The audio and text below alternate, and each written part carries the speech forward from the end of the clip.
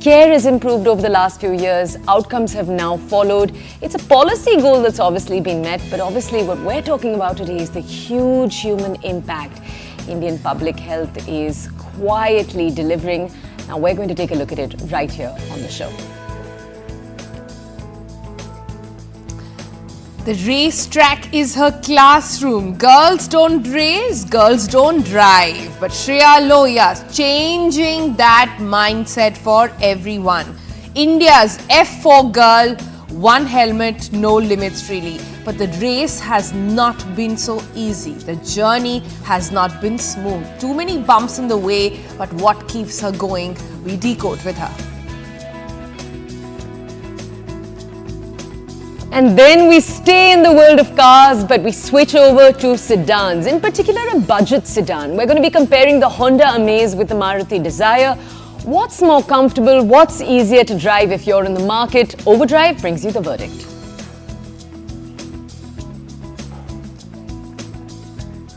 Also on the program, it's the IPL highlights, Punjab versus Gujarat, the PBK's edge that GT by 11 runs in a thriller. Shreyas Iyer's career best 97, guiding Punjab to victory over there. All the highlights from Iyer, Shashank and Arshdeep coming up on the show.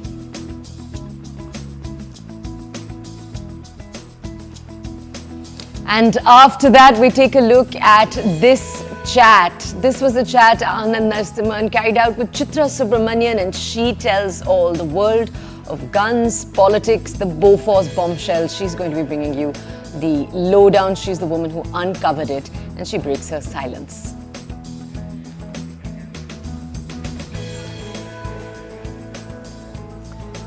Something rare just happened in India, but it didn't make a lot of noise. It marks one of the most important public health wins in recent memory. Fewer women are dying while giving birth in this country.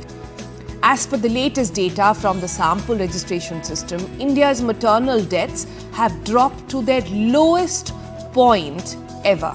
Okay, so what is MMR? That's the term we're going to be using a lot in the next few minutes. MMR is maternal mortality ratio, and it tells us how many women die for every lakh live births. So obviously, the lower it is, the better. And that number has now fallen for the first time below 100. We're at 97 to be precise, which means India has officially met its own national health policy targets ahead of schedule. This number highlights the difference between life and death for women across villages, towns, and cities across the country. It also tells us that more women are surviving childbirth today than they were just about 5 years ago. To give you a context, just a few years ago, India was at 130. Go back a couple of more years, we were 500 not very long ago.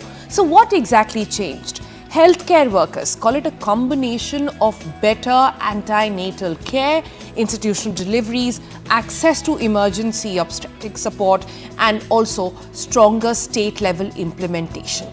Right, the government calls it a result of programs. So we're going to be talking a little bit today about what they were. For example, Suman, Surakshit Maitriya Ashvasan, launched in 2019. It promises free, dignified, quality care for every woman and newborn in a public facility. Facilities have also been graded as basic emergency obstetric and newborn care. You also have comprehensive emergency and newborn care, depending on their emergency capabilities. So you've actually got more nuanced differences taking place in the care facilities that are available. And there's a push for zero denial of services, essentially meaning that if someone comes in needing something, a woman who's about to go into labor, for example, she cannot be denied. More skilled birth attendants, and even something we don't hear enough about, respectful maternity care, where women are allowed a birth companion, some privacy and a lot of empathy. There's also a quiet but growing movement to train midwives to global standards, nurse practitioners who can assist natural births and reduce unnecessary medical intervention. India is trying to make sure that the care women receive isn't just available, but it's respectful, it's timely, it's humane. But even as we acknowledge this progress, there's a long way to go. Right. So India is now aligned with the UN Sustainable Development Goal of bringing maternal deaths further down. So right now, as we told you earlier, we're at 97. We want to bring it down further to 70. The pressure now is not just to meet the goal, but also to make sure this decline is equal for every woman in every district and in every state. And so that's the key. Right. And let's take a look at who the people are who are leading this change, working on the ground to make sure every woman in our country has access to this. So, to unpack this, tell us what's working, what's not working. We have two voices joining us from the inside. First, Dr. Pavan Kumar. He's the Additional Commissioner for Maternal Health at the Ministry of Health and Family Welfare. We're also joined by Poonam Mutreja. She's the Executive Director of the Population Foundation of India. Good morning. Thank you so much for joining us right here on the show. Okay, let's just go very quickly. Dr. Kumar, we'll come to you first. Doctor, take us back. First, give us a timeline. Take us back to when India stood higher in the numbers. So we were telling our audiences, years ago we were at a 500. Now, just a few years ago we were at 100. Now we've come down even further. Tell our audiences back to that time. How many years ago was it when the numbers weren't so good? Take us back to that time. Tell us what the situation was across the country in different pockets. Yeah, thank you. Good morning, everyone, on all the audience. Because we are discussing a very important topic today, that is a maternal mortality ratio. And if we go back 2 to 3 decades back, when the MMR of the country was around 500 plus in 90s, and which has incremental progress has taken place, and now which is standing at 97 as per SRS data of 2018 and 20. So we are standing at 97th. And the progress, if we see in the global data, the global MMR was in 90s around 385, and which is standing as 223 as of now. So if we see the fall in the MMR, it is 42% in a global. But if we see in the Indian context, the fall is much more steeper, that is 83%. Yeah. This means lot progress has been made. And if we see in 2014, the MMR was 130, and now which is standing 97. And we have a SDG goal to achieve at 70 maternal mortality ratio per 1 lakh live births by 2030. So what I want to convey is that the trajectory which the MMR is falling for the country, and we are pretty confident that we'll be able to achieve our SDG goal before 2030. I see. Interesting. Poonam Mutreja is also with us. Ma'am, the beauty of this number and why it stands out even more is the fact that post-pandemic, we saw a lot of our metrics take a hit. A lot of programs had to be put on a pause. Overall, globally, we've seen a push back on women welfare. But this number still shines out. Could you take us through what has contributed to this? So, good morning, and it's wonderful to be talking about women, because it's not just about women's maternal mortality. It is about the care we are giving to the women of India and a commitment to women.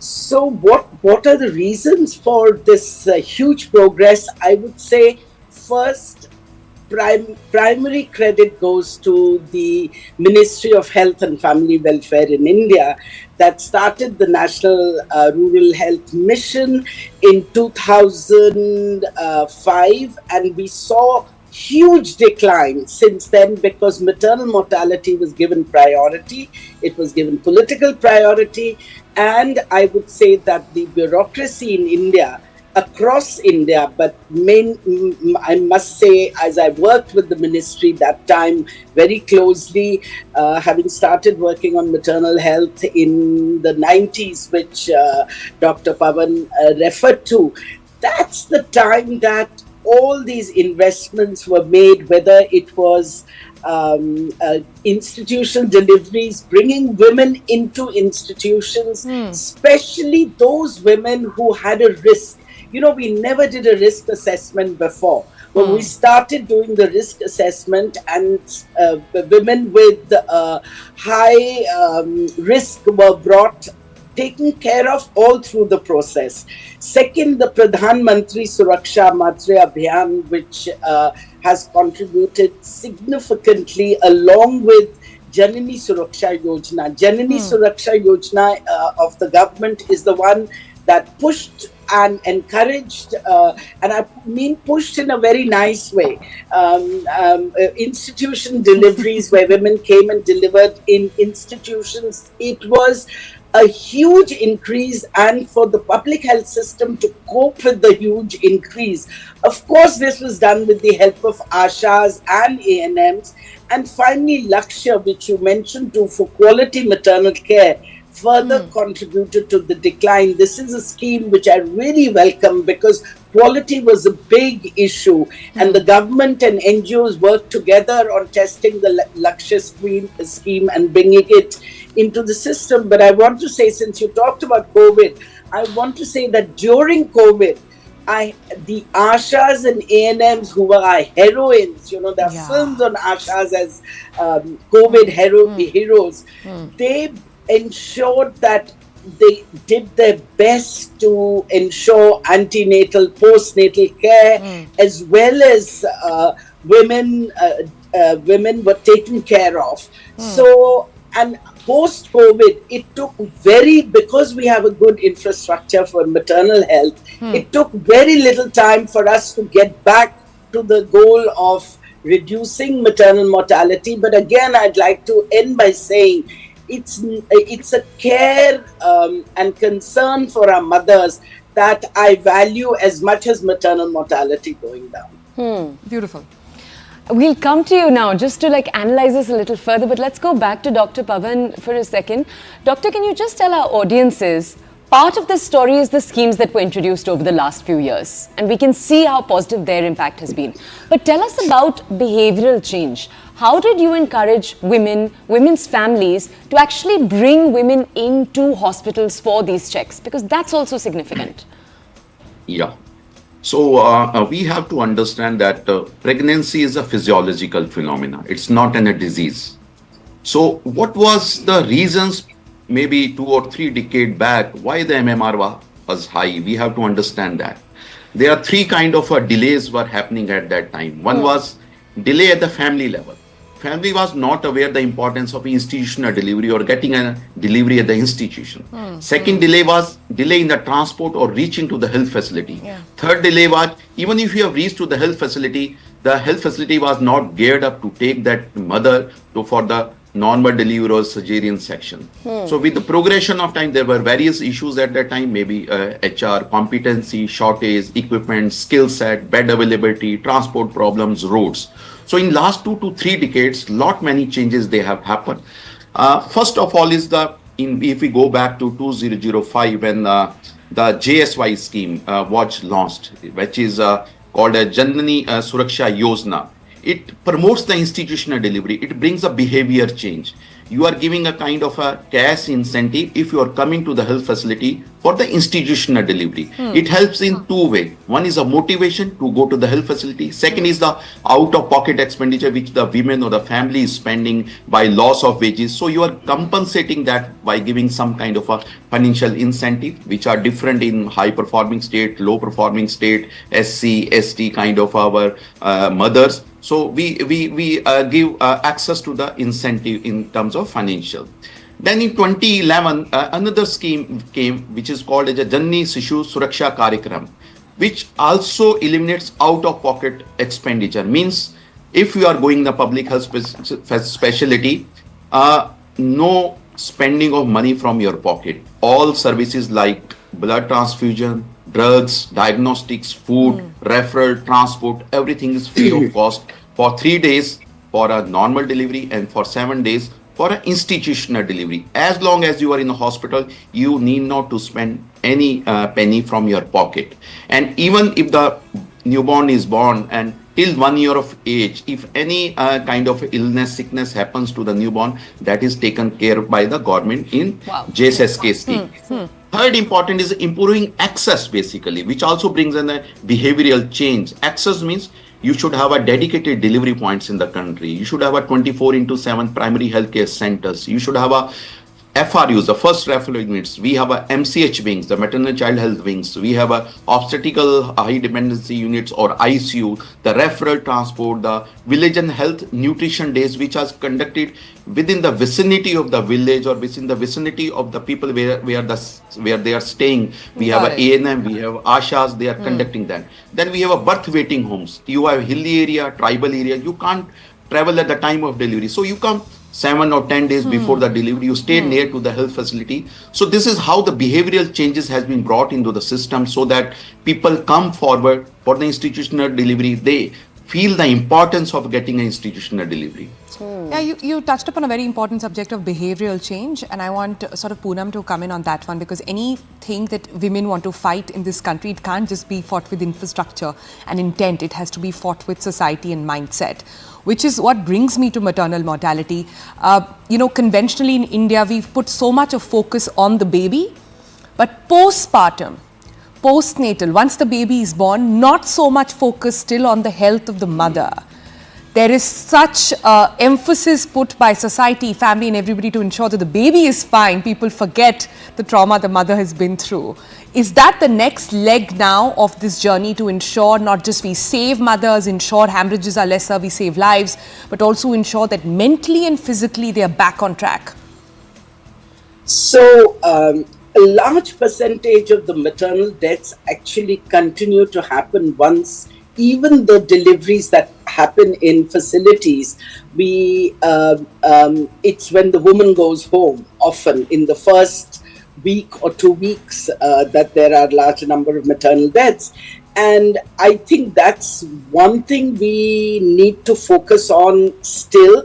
And it is not for the government only, it is for the community, the society, the family. Yeah. We've come a long way from when women used to die of maternal deaths in the house without even coming to a facility or trying to save a mother by the community or the family. Men used to, I've personally seen situations that men say, all right, we'll marry again. But today it has changed, because I think the interventions, it's very rare that the interventions of the government actually lead to greater importance for a woman's maternal health or a woman's survival. And Dr. Pawan is absolutely right. It is these incentives. It is sad, but we have to give incentives to families and women for them to bring the women, mothers to, or pregnant women to the facility. And Asha's played a big role in convincing also the family. So the introduction of Asha in 2005 was a very welcome step, because she's the one who understands the norms and issues, the attitude, behavior towards women, and yet she understands, since she's been trained by the health system, she understands the importance of saving lives and institution deliveries and care for the mother. The second thing is that women were having so many children. Maternal mortality was also partly high because of the number of children women were bearing, given that anemia is very high in India, and the gap was very different. Women would have one child after the other at a very young age. So what has happened is age at marriage has increased, which again is a value of a girl child, sending her to school. But also, please, let's understand that the aspirations of the girls and women have changed. Today, even if there's a huge digital divide, women still have access to communication and how the other half lives. So women today wish to have fewer children. They know that the better off communities, people are having fewer children. They wish to send their children to school. They themselves don't wish to marry early. Their aspiration is to marry late, be educated, be in the workforce. So all this also helps reducing maternal mortality. And third point that I want to make is, if you see the difference between many states, and much of those states are in South India. If you look at Kerala, for instance, the maternal mortality ratio there is 19, which is close to the developed countries in the world, like Canada's 11. So they invested in women's education. That's also got to do with their health infrastructure. Kerala, supremely good. Yeah. You're so right. Yeah. It is, but only health infrastructure, when social norms are so rigorous against women, cannot totally be the only factor. Education of women is equally important to save lives, to save mothers. Family access to family planning is equally important for women to be able to space children or have children, how many children they need and want. Okay. That's against a place where the government of India, the health ministry has played a big role. I want to particularly mention something that Dr. Pavan was also involved with in the ministry, Mission Parivar Vikas, where 140, I believe 42 districts, which were high fertility districts, low education, low indicators for women. But government selected these 142 districts, which also had very high maternal mortality, and invested in family planning along with maternal and other health services. But the big focus was on family planning. So it gave women the agency, the facility, everything to practice family planning. And if you look at those 144 districts there, maternal mortality has come down. So maternal mortality is closely linked to family planning, education, well-being of women, and behavior change communication is something that the government has done. But NGOs like us, we had a program called Main Kuch Bhi Kar Sakti Hoon on Doordarshan in collaboration with the ministry. And so, we need to do a lot more. The value of women still needs more investments. But it's so wonderful to just be able to sit and talk about something where we have made positive movement, and it is undeniable that movement is positive. Let's just go over to Dr. Pavan for a last question. Dr. Pavan, we were just telling our audiences we're at 97. The goal is to bring us down to 70. That's the next goal. And in previous conversations, you were pointing out that the biggest issue still is getting this care in rural areas, in areas that are cut off. That's still a big challenge. Can you tell us how the government hopes to bridge that gap? Yeah. So continuity of the previous discussion. Another factor is building a skill, building the augmentation of HR in the country for the maternal healthcare in the country for different states and districts. And then we have different kind of training programs like skill birth attendant program, Dakshta training program for staff nurses, medical officers. Then we have a Daksh training program for A&M, that is auxiliary nurse and midwife, lady health visitors. Then we have a BMOC, the training program. We have a CMOC and LAS, the comprehensive emergency neonatal obstetrical newborn care. Then life-saving anesthetic skills for hard to reach areas where our specialists in anesthesia, they are not able to reach, or a gynecologist, they are not able to reach. So we have a 6 months training program for the medical officer who can deliver the services in the hard to reach area, tribal areas where the people, they are not able to reach. Another important, Sonali just touched upon about the postnatal period.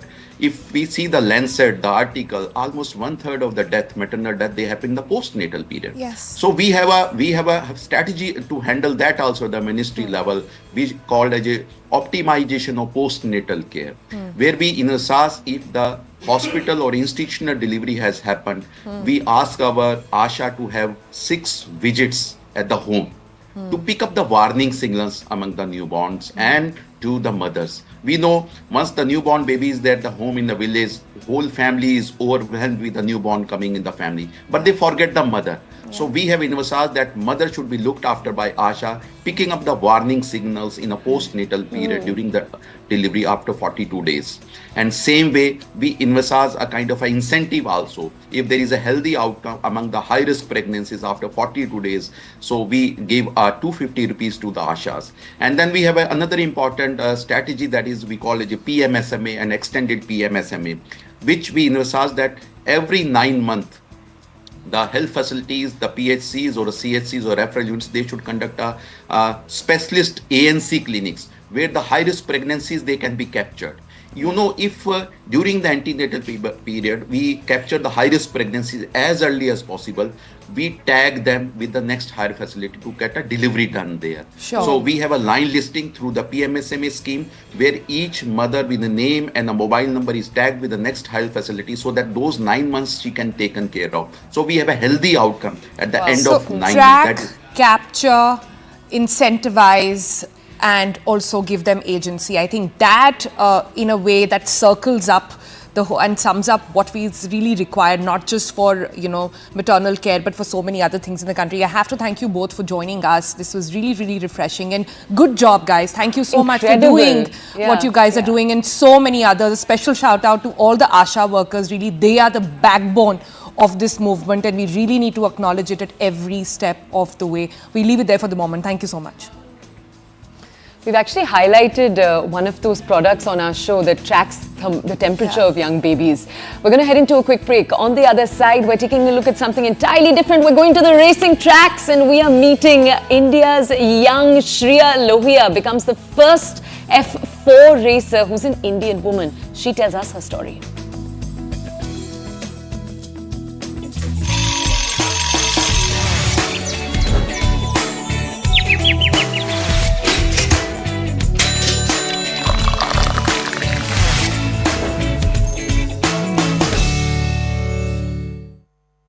You win.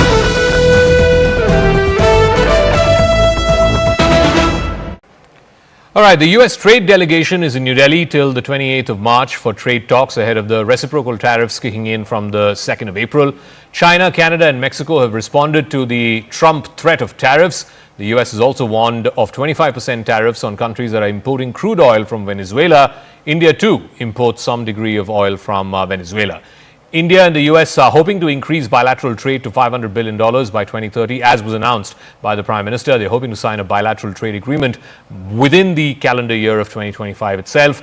Government sources on the visit of the US trade delegation, led by Assistant Trade Representative to New Delhi for trade talks. India and US will be finalizing the contours, the negotiation schedule and the terms of reference for the proposed bilateral trade agreement, the BTA.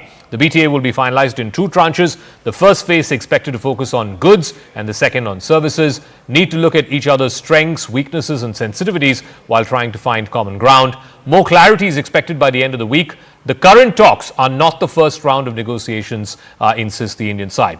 Proposed BTA will bring more predictability in tariffs and regulation. The BTA is expected to create synergy for two-way trade and investment. The US has sought greater market access in certain industrial goods, automobiles, wines and agriculture.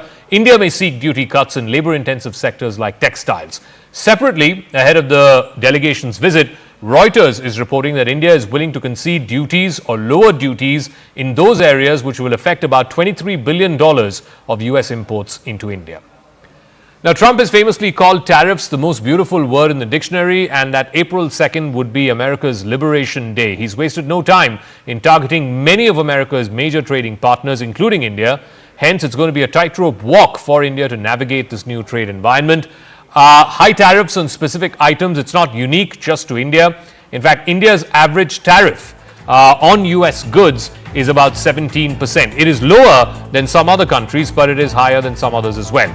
India is open to reducing tariffs through this free trade agreement or the bilateral trade agreement, which both sides are hoping to sign by the fall. India's tariffs are widespread and they fit into a global pattern. They're very much within the WTO framework.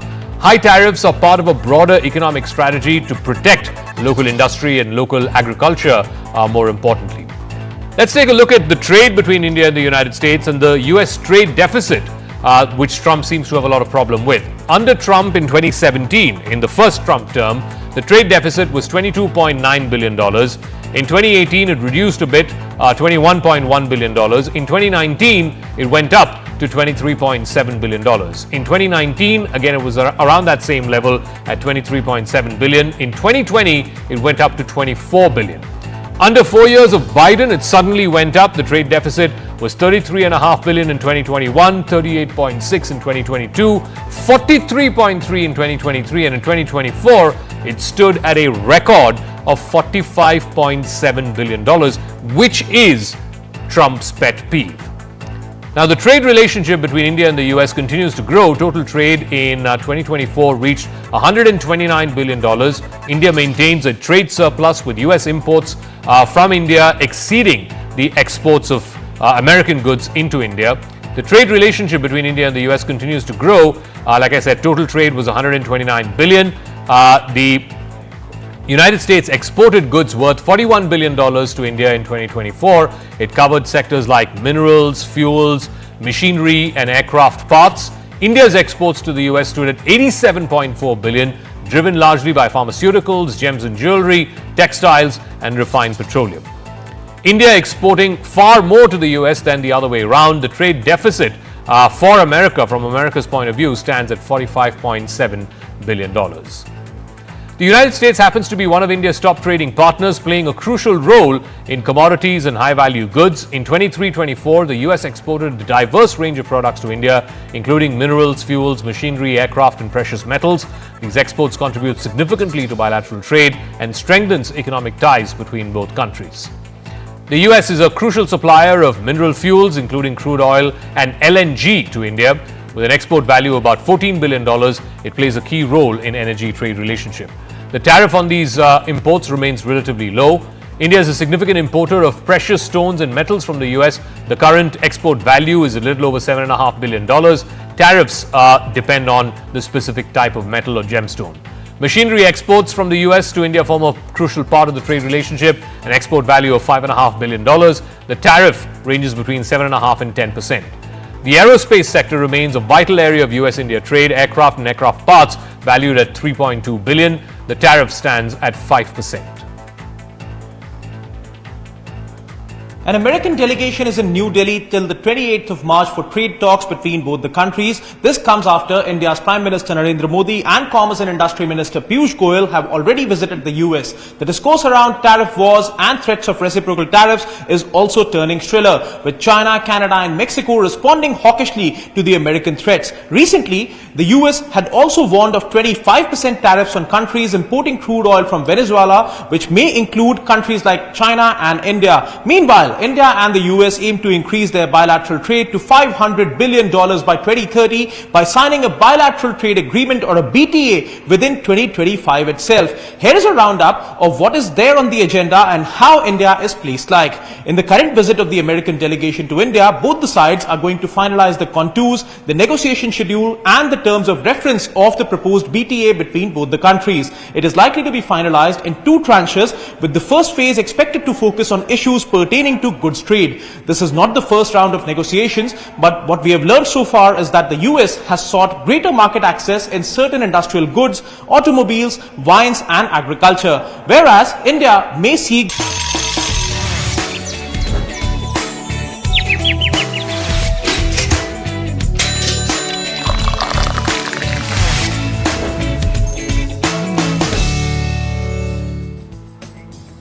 Welcome back. Let's take you now to the thing that has IPL fans stuck to their seats every single match as it's taking place in the evening. We're shifting focus to IPL 2025, where Punjab Kings pulled off an exciting 11 runs win over Gujarat Titans at the Narendra Modi Stadium in Ahmedabad. It was a dazzling show by Shreyas Iyer, who blasted an unbeaten 97 of just 42 balls, leading PBKS to their second highest total ever, posting a massive 243 for 5.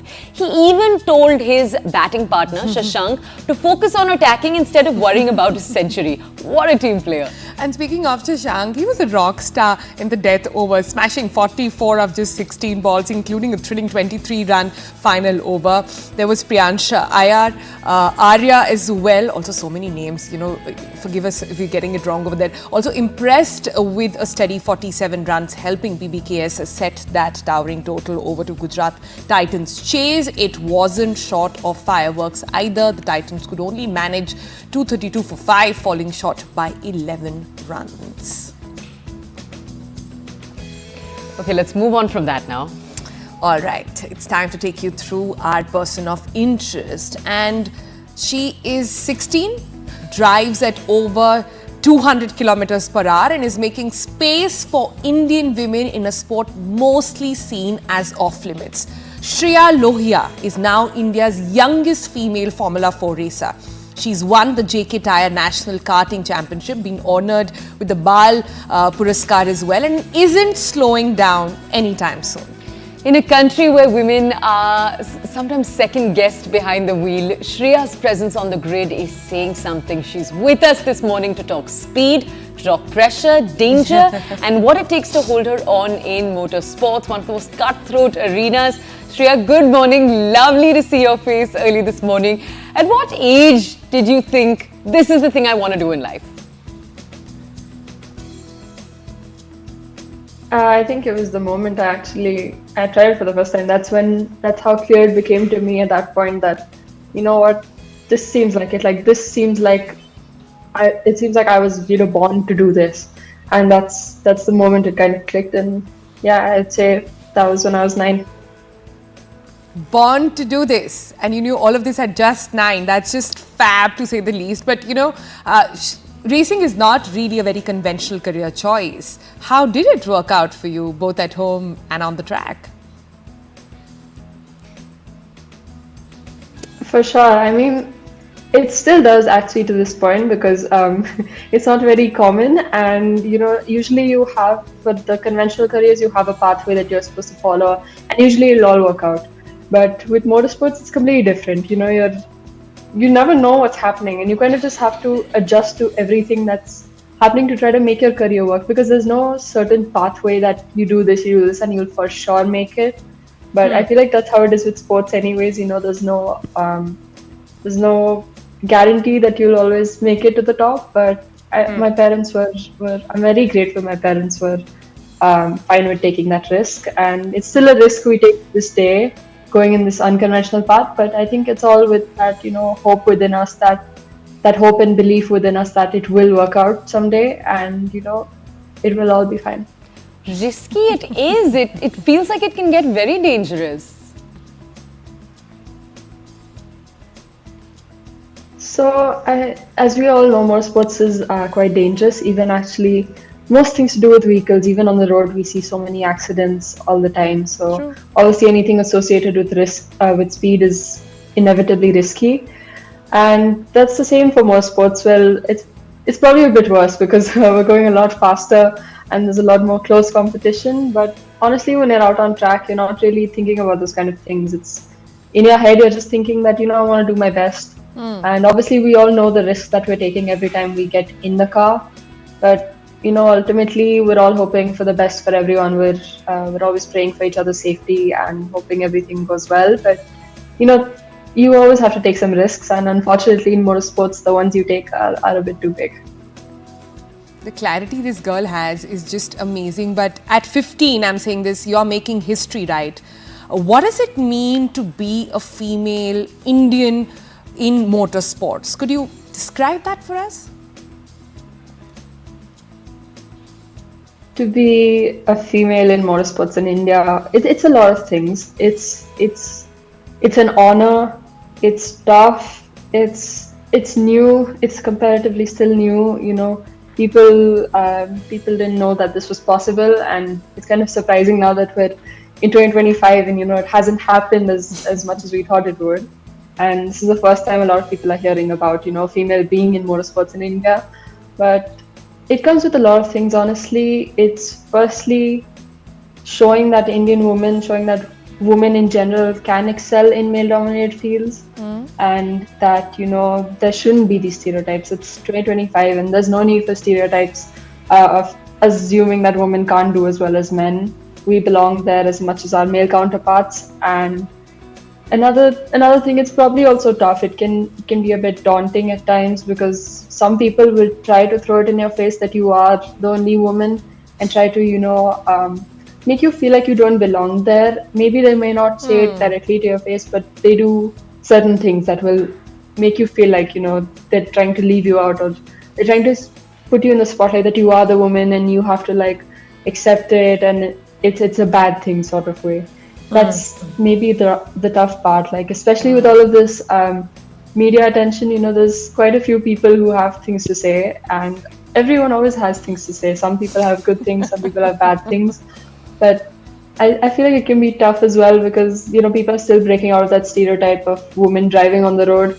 But I'm happy that, you know, my my career is sort of a start of something, and hopefully things get better for, you know, other females also aspiring, and they don't get these comments when they're excelling in motorsports or in male dominated fields.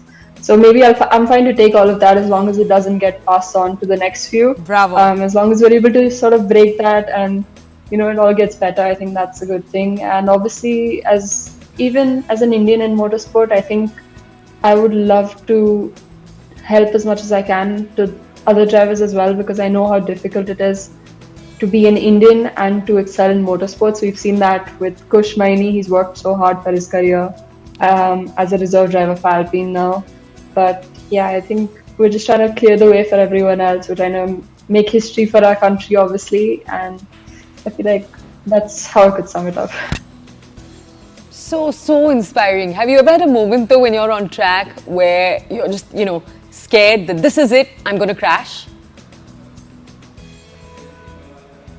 Moment like that, maybe. I guess like when you're in the car and you know that you're going to be involved in an incident, you're not particularly panicking. Maybe it happens a bit, but we're kind of, you know, the key to be able to drive well is to stay calm in the car, because you know, if you start panicking, it's kind of all just going to rush to you.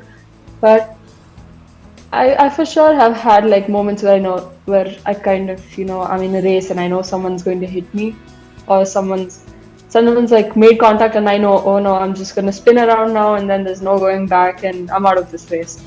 At that point, there's not much you can do other than accept that it happened and sort of, you know, analyze the whole situation. If it's your fault, if it isn't your fault, move on from it. But I guess it's racing, stuff like that happens. But honestly, like I said, the adrenaline rush is so high when you're driving, you don't actually think about these things. You're not, at that moment, you're not even worried about, you know, what's going to happen to me or what's going to happen to my car until the car actually stops, or you're like at a standstill and you get some time to think and breathe. That's kind of how the mind of a driver is at that moment. Wow. Shriya, the next question, I can't believe I'm asking a teenager, but let's hit it from you. What is your technique to stay calm under high speed, high pressure? What do you do? Actually, I feel like it's something that comes naturally to a lot of us, a lot of drivers. It's kind of, you know, like what our passion is, what we feel like we're born to do, and just focusing on what we're supposed to do that lap or how we're supposed to deal with everything. It's just a way of keeping calm. I know some people get a bit hot-headed under the helmet, and I do that too sometimes. Maybe when things are going really terribly wrong, that's how it happens. But I think the key is just to stay calm, and it's because you know you're doing what you love, and that's kind of what keeps you at peace. Just like if I were at home, maybe I'm not that happy as I am when I'm in the car. So when I'm in the car, I know I'm doing what I love, and that my parents have worked hard for this. I've worked hard for this. So it's just about enjoying it and, you know, savoring every single moment, honestly. Shriya, so much is written about different racers' racing styles. If your racing style were a movie title, what would it be? I'm not sure actually. I don't think it would be like particularly a movie, maybe like a movie character. Yeah. If I were to go with a movie character, maybe let's take Mia Toretto from Fast and Furious. Yeah, we've been showing our audiences. She's quick, but she's also a bit calm. Like, you know, like on the other end of the spectrum, we have Letty, who's a bit hot-headed at times. I love her as well, but maybe I'm not a lot like her because, you know, even when incidents happen on track, I try to stay as calm as I can and not like lash out or get any of that out, because I feel like that's a good way to be. You know, you're not supposed to take it out on others or always express your frustration, even though it can be frustrating. So I'd say maybe Mia. She's a bit like me. She's a bit calm and she kind of deals with everything normally without getting too angry. I think I have happy tears listening to her answers. They're just so good. But, you know, Shriya, do tell us towards the end, you're doing F4 right now. Is F1 the ultimate dream? And what do you want to do, I want to know, with all the recognition, love and support that you're getting today? Obviously, I've raced a year in India in Formula 4. The next thing is just about going abroad, racing with the best in the world, and trying to develop as much as I can as a driver, as a human. So it's just about, getting that financial backing to go race abroad, because that's kind of what we're lacking at the moment. I wish I had a solid plan for this year on what I'm doing, but I don't. And it's kind of just about gathering all that funding, the sponsorship, and making it possible. I've been very fortunate to get a lot of opportunities this year, but I've had to turn down quite a few because of financial constraints. So I'd say it's probably just about that. And going racing abroad, obviously, I want to hopefully make it to Formula 1. I know it's a very tough path, but I feel like with the right support, with the right amount of hard work, it's not impossible. Yeah. And it would be really a groundbreaking moment for us Indians, for females, and obviously for me and my family who are working so hard to make this possible. We believe in you. It's so lovely to hear your story. All right, shall we leave it there for the moment? Thank you so much for joining us. And also to anybody watching, if you want to support her dream, you know how to get in touch with her and ensure that more and more women get on the tracks and more dreams of Indians, regardless of the gender, actually are fulfilled even in the motorsport. What a story, what a girl. What a story, and as you've said, what a girl. But it is so amazing to see a younger generation of Indians who know what they want, they're going after it.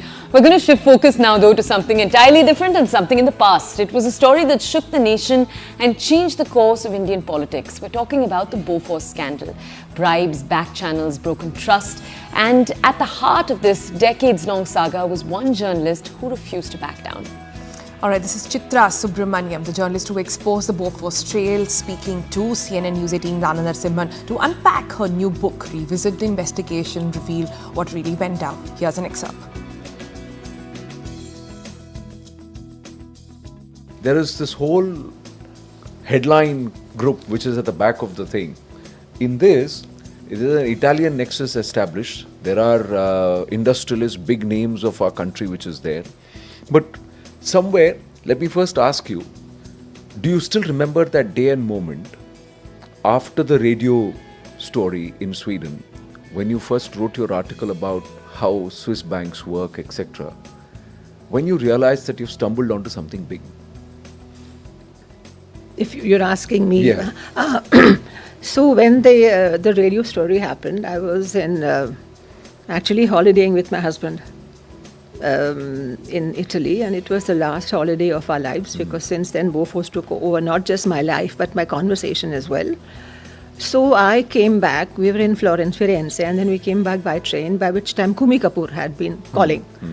In those days, there was no WhatsApp, but there was just one landline. So she had Someone left. had to keep calling you continuously. She You left. write about it. Yeah. Correct. She left a watch on the machine.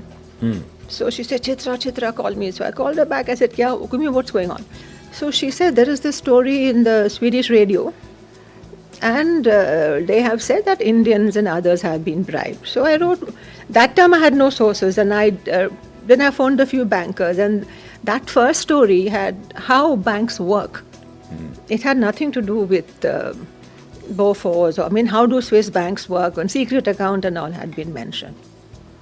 But during that entire it was an Easter week, Easter break, all hell had broken loose. And I went to the office because there were Reuters and then denials from India. It was like a big fat, sorry, I'm speaking a bit of Tamil with you, big fat thing, all, wires. What today people won't even know what a wire story is. But then on these telex machines and all, with denials from India all over the place. And on my typewriter was stuck a little piece of paper saying, is this trouble for Mr. Clean? It was a Reuters colleague. So Mr. Rajiv Gandhi was called Mr. Clean. So then I started making my calls. I knew people in Europe. I knew people. So to come back to your question, the other way, if you had asked, and I'm sure you will, is that did I know how big this was going to be? No, absolutely no idea. No. And I write in the book that I didn't want to find out that Rajiv Gandhi was involved. I mean, I was heartbroken. I mean, here was his prime minister, he stood like, he was an attractive, good-looking guy. He made that speech saying that he's going to take India to the next level. We will become, a superpower. I'm still ambitious of becoming a superpower. So he had given ambition wings. Yeah. And then to find this out was heartbreaking for me, Anand. But when you got convinced that Mr. Clean was involved, from there, it's that was 1987? 87 is when this whole thing happened. The deal was signed just a year ago. Just a year before. Before that, March Yes, sorry, 1986. So 87, you got to know that. We are now in 2025. When you see all that's transpired, what's happened to that Mr. Clean and what kind of accountability has happened so far? But Mr. Clean shot himself in the foot already in 87 by saying neither me nor my family is involved, and nobody accused you, right? So that's such a giveaway, like a journalist, like why did you say that? Nobody accused you. So since then, it has been one downward slide. And to answer your question, what's happened since in all these years, good and bad, good and bad. I feel that the bureaucracy, and I write in my book that the bureaucracy is very powerful. And a lot of documents that show how the bureaucrats run this country. Yeah, there is a huge number of bureaucrats in that letter that's been signed. The secret letter between the government of India. Look at the names. It's there. Look at the names. This is the page. Look at the names. Look who's who. Names are there. S.K. Bhatnagar, P.K. Kartha, G.K. Arora and N.N. Vora. New Delhi, September 19, 1987. These are not small bureaucrats. These are the country's top bureaucrats. And what does it say on top? Secret meeting. Yeah, it says secret, agreed summary record of discussions between Government of India and the Bofors delegation. This is the note. Can you imagine that you're being tutored? Bofors is being tutored by the top bureaucrats in this country. You should say this, you should not say that. And the letter further says that we can't guarantee that whatever you tell the JPC will not become public.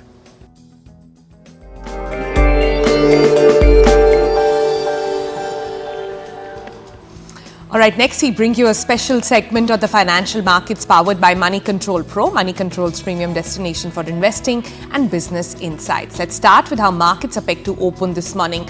Gift Nifty indicates a stable opening for Indian stock markets. US stock markets close with marginal gains as investors bet on a more flexible trade policy stance from Trump administration. Asian stock markets edge higher in Wednesday morning. Trade crude oil prices rise on concerns about tight fuel supplies economy. Okay, let's take a look at a sector in particular. We're looking at the NBFC sector, and it's back on investors' radar with a relatively decent performance. Asset book growth has been healthy, funding challenges have eased, and imminent interest rate cuts could be positive for most private players to improve their margin. Barring unsecured pockets, asset quality has been benign over the last few weeks as well. You can log into Money Control Pro to find out more about the NBFC sector, the non-banking financial sector, and various other actionable insights on markets. It's the premier destination for all investing views and financial insights you're ever going to need, brought to you by Money Control.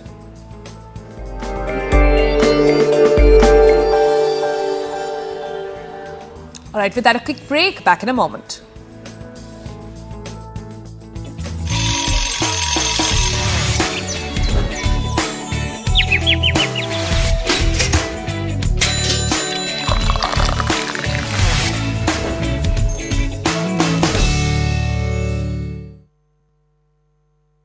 Investing through...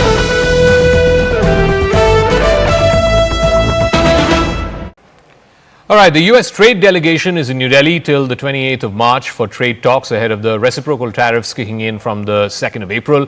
China, Canada and Mexico have responded to the Trump threat of tariffs. The US has also warned of 25% tariffs on countries that are importing crude oil from Venezuela. India too imports some degree of oil from Venezuela. India and the US are hoping to increase bilateral trade to $500 billion by 2030, as was announced by the Prime Minister. They're hoping to sign a bilateral trade agreement within the calendar year of 2025 itself. Government sources on the visit of the US trade delegation, led by Assistant Trade Representative to New Delhi for trade talks. India and US will be finalizing the contours, the negotiation schedule and the terms of reference for the proposed bilateral trade agreement, the BTA. The BTA will be finalized in 2 tranches. The first phase expected to focus on goods and the second on services. Need to look at each other's strengths, weaknesses and sensitivities while trying to find common ground. More clarity is expected by the end of the week. The current talks are not the first round of negotiations, insists the Indian side. Proposed BTA will bring more predictability in tariffs and regulation. The BTA is expected to create synergy for two-way trade and investment. The US has sought greater market access in certain industrial goods, automobiles, wines and agriculture. India may seek duty cuts in labor-intensive sectors like textiles. Separately, ahead of the delegation's visit, Reuters is reporting that India is willing to concede duties or lower duties in those areas which will affect about $23 billion of US imports into India. Now, Trump has famously called tariffs the most beautiful word in the dictionary and that April 2nd would be America's Liberation Day. He's wasted no time in targeting many of America's major trading partners, including India.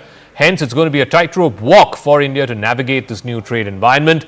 High tariffs on specific items, it's not unique just to India. In fact, India's average tariff on US goods is about 17%. It is lower than some other countries, but it is higher than some others as well.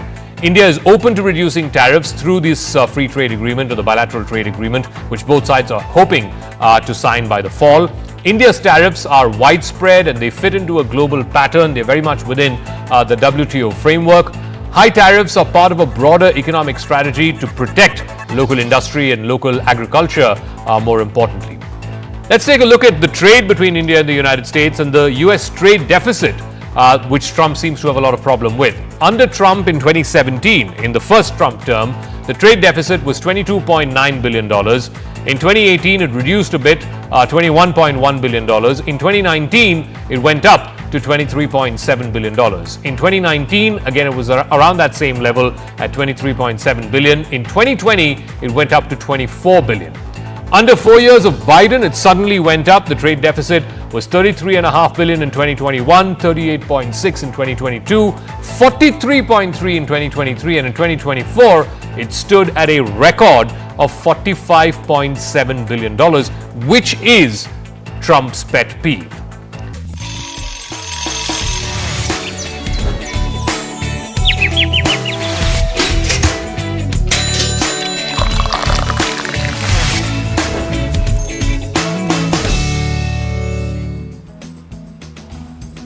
All right, the stage is set, the leaders are ready. News 18's Rising Bharat Summit 2025 is going to be bringing you thought-provoking discussions, groundbreaking ideas and voices shaping tomorrow. All of this will be taking place at the Bharat Mandapam in New Delhi. So be there. All you have to do is scan the code that we are popping on the screen right now. You get your passes for access on both today's April 8th and 9th. So save that, join us for some really fascinating chats. And tomorrow is a very exciting day. What are we taking a look at here on the show? So tomorrow is World Theatre Day, by the way. And if you thought it's only for actors, think again. Theatre for therapy. Ever heard of that? Theatre for personality, theatre for corporates, theatre for you and me. That is what the World Theatre Day is all about. So do join in when we take you through this fascinating journey. Goodbye. See you.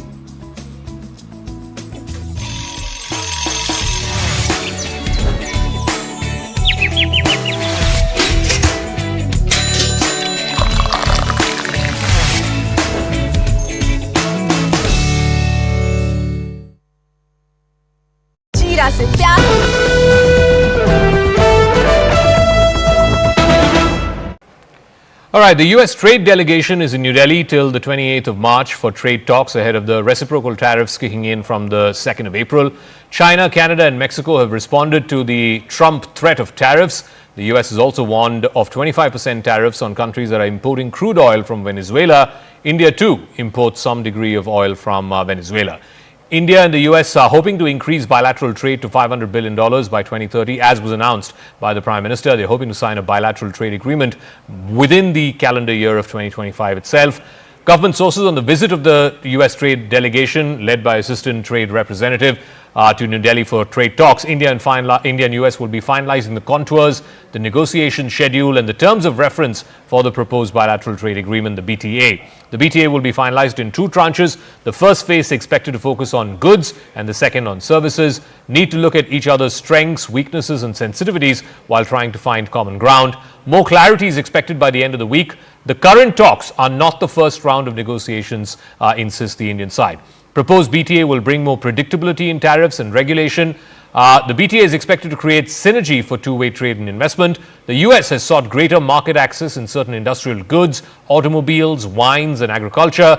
India may seek duty cuts in labor-intensive sectors like textiles. Separately, ahead of the delegation's visit, Reuters is reporting that India is willing to concede duties or lower duties in those areas which will affect about $23 billion of US imports into India. Now, Trump has famously called tariffs the most beautiful word in the dictionary and that April 2nd would be America's Liberation Day. He's wasted no time in targeting many of America's major trading partners, including India.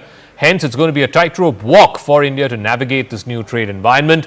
High tariffs on specific items, it's not unique just to India. In fact, India's average tariff on US goods is about 17%. It is lower than some other countries, but it is higher than some others as well. India is open to reducing tariffs through this free trade agreement or the bilateral trade agreement, which both sides are hoping to sign by the fall.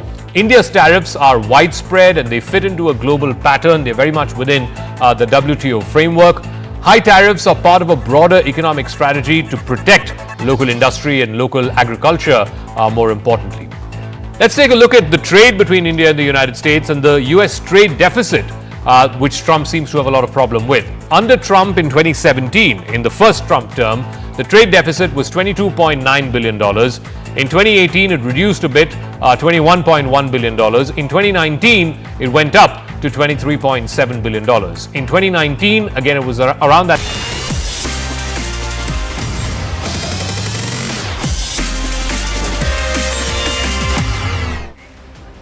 Hello and a very good morning. You're watching Morning Show at 9. I'm Kaveri Gupta and let us take you through all the stories that are making headlines this morning. Now, we are getting in news that CBI raids former Chhattisgarh Chief Minister Bhupesh Baghel's residence. CBI searches are on at Raipur and Bhilai residence of Bhupesh Baghel. The searches are in connection with the Mahadev app case. Viewers, this is the latest information that we are bringing to you, that searches are right now on at Bhupesh Baghel's residence at their Bhilai and Raipur residences. And this raids are in connection of Mahadev scam. He was also earlier raided by the ED, but in the excise policy scam. This is the latest information. Earlier, ED raided not just Bhupesh Baghel, but also his son Chaitanya Baghel.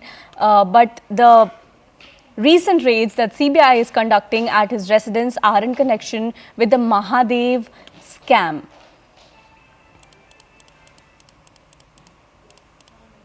This is the latest information that we're bringing to you. We have Tanu Verma joining us live from Raipur. Tanu, please give us more information about these raids that are at present underway at the residence of former Chief Minister Bhupesh.